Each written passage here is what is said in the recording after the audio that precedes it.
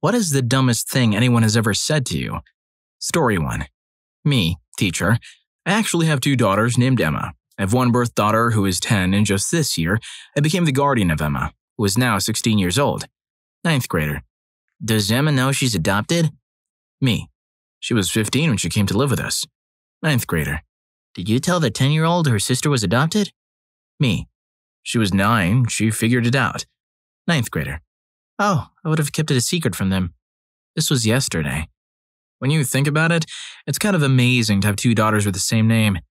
Story 2. So I worked as an assistant for a psychologist. He had this intern who was as thick as 2 short planks.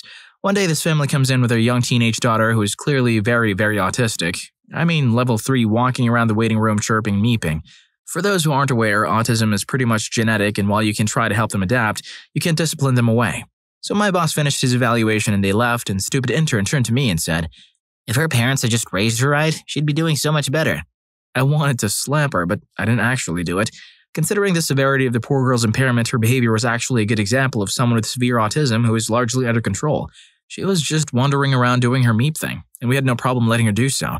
Somebody with her level of impairment totally freaking out because they're in an unfamiliar environment is not all unheard of. That's really why this intern's stupidity irritated me so badly. The girl's parents were doing an excellent job with the hand they were dealt. Story 3.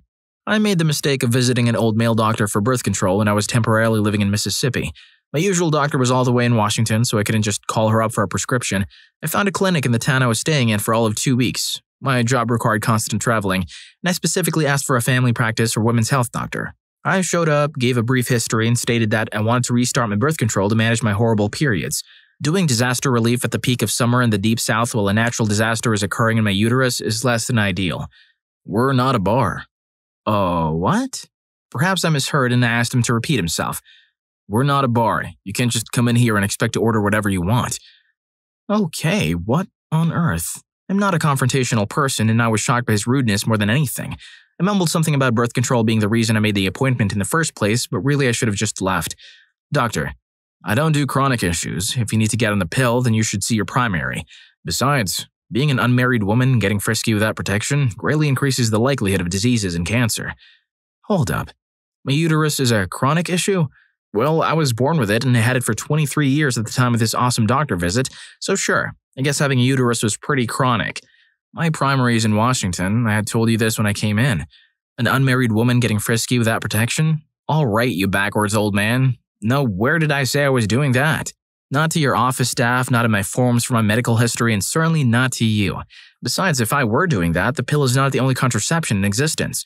And as a practicing doctor, you should be more than familiar with the fact that hormonal birth control can have therapeutic uses beyond pregnancy prevention. Like controlling heavy cramps and bleeding, which I clearly told you about upon being asked, what are you here for today? And how does my marital status increase my risk of cervical or uterine cancer? It got better, of course. He then went on to tell me what car he drove and how much money he made. He went on about how Mississippi cops pull over fancy cars because the driver's probably rich and they can pass out more tickets. I walked out of that joke of an appointment shocked. The amount of ignorance was staggering. Story 4. There's a woman at my work who just pushes the stereotype that women can't understand technology like men can. On my first day of work, when I went to use my computer, I noticed the batteries in the wireless keyboard had died, so I turned to her and asked if she knew where I could find some new ones. She asked what for. I told her my keyboard wasn't working, so she got up and wandered over to my desk, then started randomly pressing keys, saying, "Oh, why isn't it working? The USB thingy's plugged in. It should be working." I replied, "Yeah, I'm pretty sure it just needs a new battery because the mouse works just fine." She then picked up the keyboard and started turning it around, looking at it like a toddler would the first time seeing something. She then calls my supervisor over to see if he can fix it. We've got no idea why her keyboard won't work. We've tried everything. He presses a key, then jiggles the mouse. "You need new batteries." She hands me some new ones from a drawer and walks away. She then turns to me with a big smile and says, "Men are so much better with technology than us girls." She's a nice lady, but it felt like such an insult. Well, maybe it's not about being better with technology, just better at hearing the battery low warning. Psst. Let's be honest. Does your room look dull as shit? Yeah, well, most do. Luckily, I just launched Rufus Rugs. Custom, hand-tufted rugs. And no, this isn't some BS dropshipping company. We have a warehouse in Canada where me and my friends hand-tuft every single rug. So if you're looking to bring your room to life with some awesome anime rugs, or literally anything you can think of, we can get it done for you. From Rick and Morty to The Last Airbender, we've got you covered. Hit the link in the description to get a free quote. Story 5. I met up with an old school acquaintance and we caught up a bit. It would be important to note that he's quite the entrepreneurial type, and at the time, he'd never driven a car before.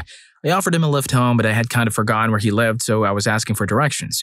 He lives in the countryside, up a very steep hill with many twists and turns. We got so distracted talking nonsense that I drove a couple of meters past a turn I needed to take, and he said, "Oh, sorry, it's back there. Sorry, man." Taken aback by his profuse apology, I said, "Hey, no need to say sorry. It's no big deal." As I reversed the car back a few meters, he replied, "Yeah, I know, but petrol costs money." In a joking kind of way, I blurted out, "Yeah, don't worry. When I reverse, I get it back." I expected him to laugh, but he didn't.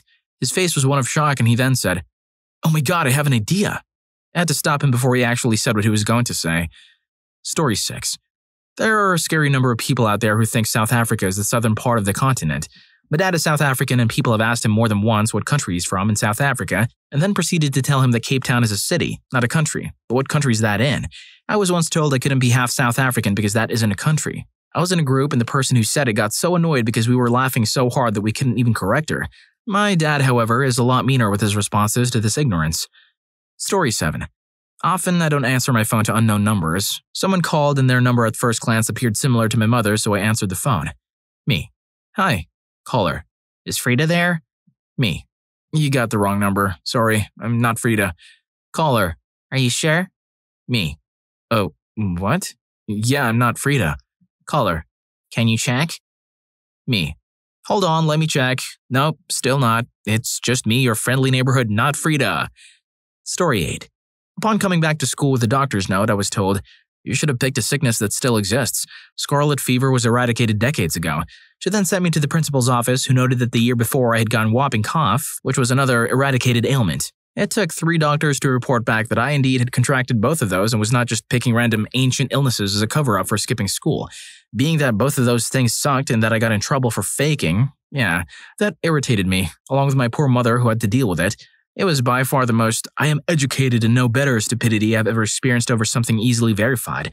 As in, how are you so sure of yourself that you require not 1, not 2, but 3 doctors to tell you, "Nope, those things are actually still things"? On a similar note, because of my terrible immune system, I'm bound to get whatever disease they claim is no longer a threat. Having gone through those along with meningitis, getting shingles on my 25th birthday, and understanding that my body isn't like most, this is a real and terrifying threat for me. I do my part to try to protect others, and I just wish that others would do the same. Story 9. I pulled into a gas station. There was only one pump available, so I pulled up and there was a lady filling up her SUV in front of me. Our cars were facing each other. I got out and put my card in while she was finishing up. She then got in her car, rolled down her window, and said something to me. I couldn't hear what she said, so I asked her to say it again. I couldn't hear it again, so this time I walked up to her car and she said, "You do realize I have to wait for you to finish so I can pull out now, right?" I just kind of gave her this confused look and looked behind her. No cars waiting behind her or anything, and said, you can just back up?" She just gave me an annoyed look and said, "Ugh, rude," and closed her window, backed up and drove away. Story 10. Animal biology lab in college. We were dissecting sea cucumbers that day, and my regular lab partner didn't show up, so I got assigned to work with someone else. I opened up the sea cucumber and started looking at the organs. She piped up, "So, can you explain to me how everything works?" Which parts?" I answered. "Like, everything." No, this wasn't the dumbest thing yet. So I tried to explain what I remember from the readings. I'm just explaining one of the organs when she piped up. "So, are these the same cucumbers that you eat?" I consider not laughing out loud right there to be my greatest athletic achievement ever. His lab partner asked, "Are these the cucumbers they use for pickles too?" If you got a chuckle out of that one, remember to smash that like button and subscribe to the channel for more quirky lab moments. Story 11. I was at a volunteer disaster relief project in the Philippines a few years ago, and one of the girls complained that we were being treated like slaves for being expected to actually go out and help the locals who we had, volunteered to come and help. The group I was with detailed everything that was expected of us on their website in depth. 6 days of work, 1 day off, food and shelter are provided. This girl was taking 2 or 3 days off in a row and was absolutely not really trying while we were out in the field. The people were absolutely gracious and would bring us drinks, snacks, and all kinds of other stuff while we were working.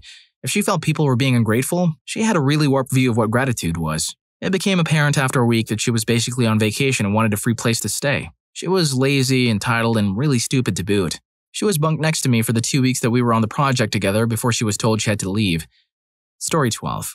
When I was a freshman in high school, I was at the bank talking to one of my usual tellers, a middle-aged woman who had a son who was my year in school. She was telling me that her son was going to be staying with his grandma the next week while she and her husband were going on a vacation to Italy. I said, "Oh, that's great. Are you going to stay in Rome or travel the countryside, or what?" Her response, "Oh, I wish we could go to Rome, but we're only going to Italy. We're going to go to different museums, drink wine, and visit Romeo and Juliet's graves." I didn't know whether to address the Rome thing or the fictional characters having graves thing, so I just told her to have tons of fun on her vacation. Story 13.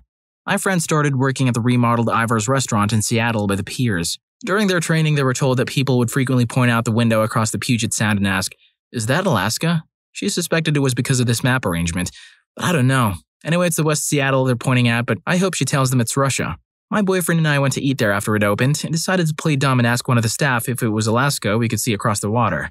I asked this guy and he nervously answered, "I don't know. I just moved here a couple months ago." He was so clueless and sincere that I didn't have the heart to tell him I was joking, but now I regret it.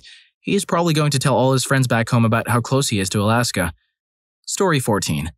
I'm from Ireland, and when I was 11, I was at my friend's house in the States. This was one of my most prominent initial impressions of Americans, by the way. His mom, a fully grown woman who has raised 2 children, asked me if I preferred Ireland to the States. I said I liked Ireland better, and she told me that she was actually planning a vacation to Europe. Little 11-year-old me asked, "Where in Europe?" Her response, "Asia."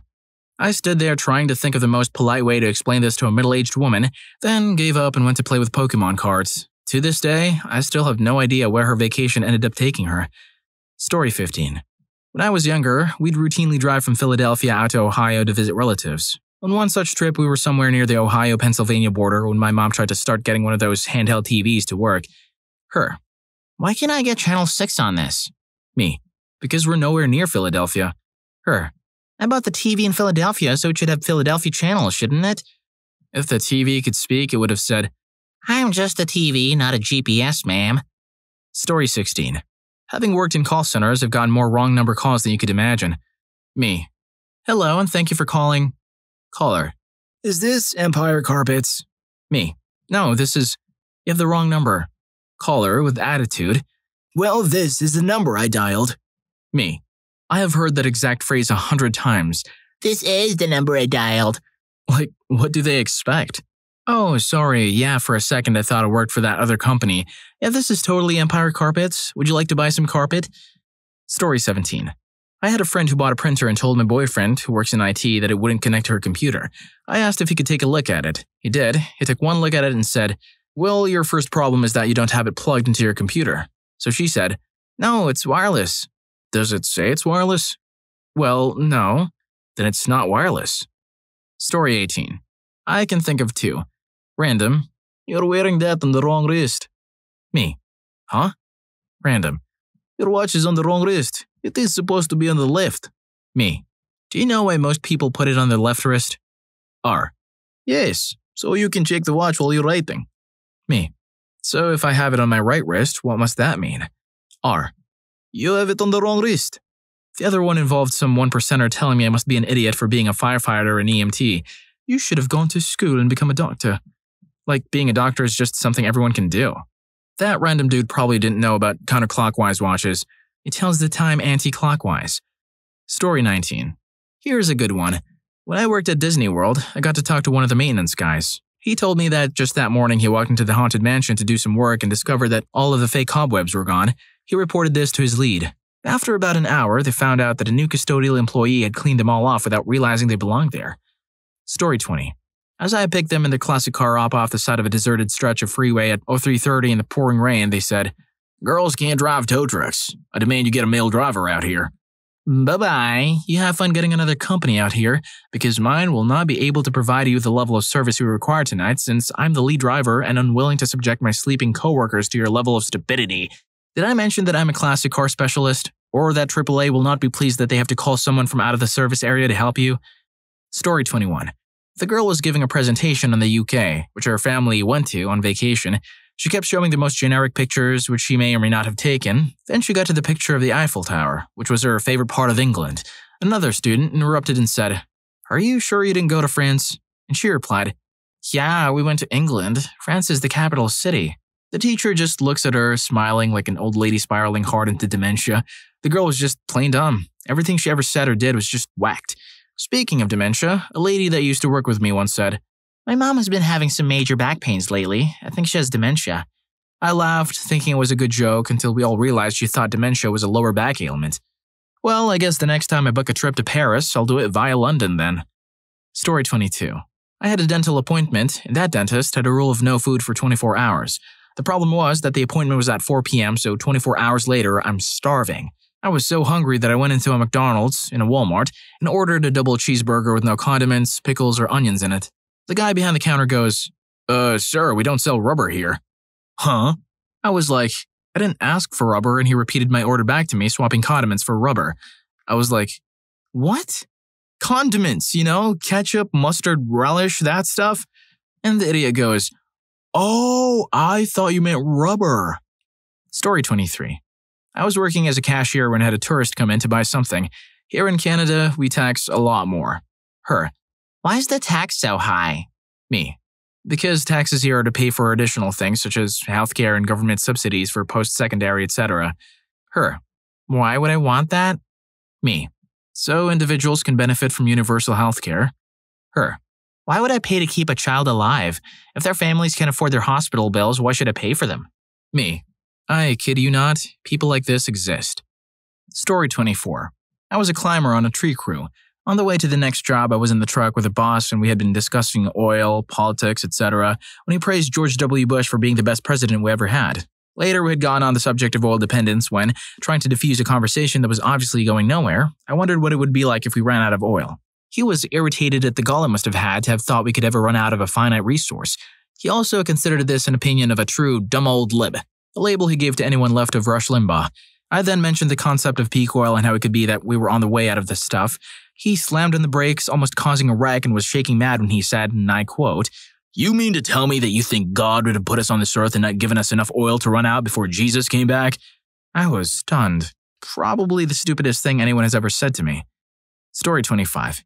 It didn't happen to me, but to a friend, who we will call Al, who works in an anime store. I have the power of God and anime on my side. Al was reading up on World War II, he loves history, and a guy wearing flip-flops, Hawaiian shirt, and shorts walk in and asks about some of the figures. Nothing special so far. The customer notices what Al is looking at and mentions how it was such an influential war and changed the world. Al agrees, but without skipping a beat, the customer says, straight-faced, "You know, the Holocaust never happened, right?" Now, Al isn't a man who is ever at a loss for words, but this caught him so off guard that all he could do was look at this man, mouth open and brain shutting down in self-preservation. After it reboots in safe mode, the only words Al can say safely without risking his brain's full meltdown are, "Get out of my store!" The man realized he said something wrong and left. He hasn't returned to this date. I hope you enjoyed the video, and if you made it this far, I'm sure you'll also enjoy. Teachers of Read It. What dumb parent experiences have you had? Story 4 will make you cringe. See you on that video.